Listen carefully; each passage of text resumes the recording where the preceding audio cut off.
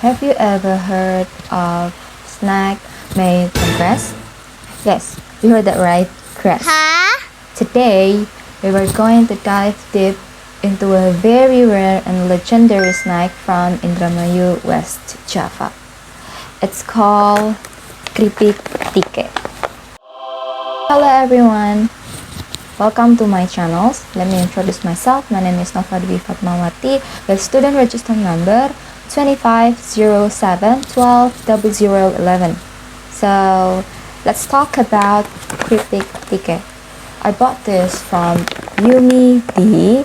Keripik Tike, for most people outside of Indramayu, maybe sounds completely strange or foreign. What makes it so fascinating is the main ingredients itself. So Keripik Tike is made from the tiny tubers of a specific wild water grass called Tike grass. So where does this Tike grass actually came from? Well, this grass grows completely wild in a seasonal swamp, wetland, and tidal marsh area. Let's talk about the production process.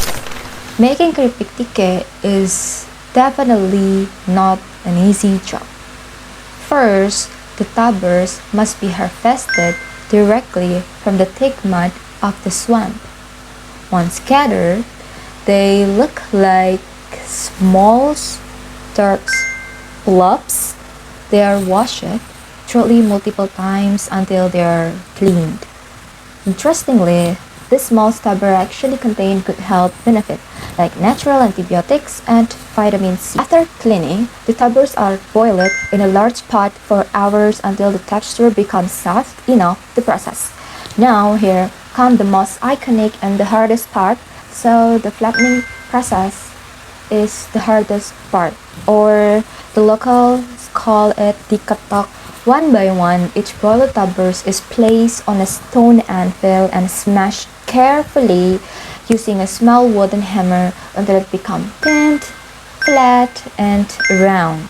Once they are perfectly flattened, they are arranged on the large bamboo trays and dry under the hot sun.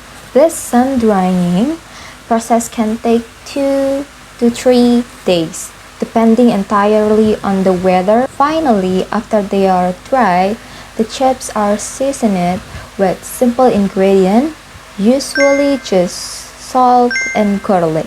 After that, the chips are fried in hot oil until they'll expand and turn into a beautiful golden color with distinctive dark spot from the original skin. Incredible, right? Now, the moment we have all been waiting for the taste. I have a fresh Keripik Tike right here. This is from Umi D. If you look closely, you can actually see the natural fibers and the dark edge of the tubers on the surface. Okay, that's it.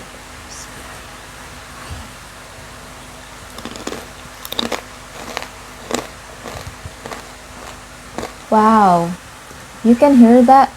The crunch is 10 out of 10.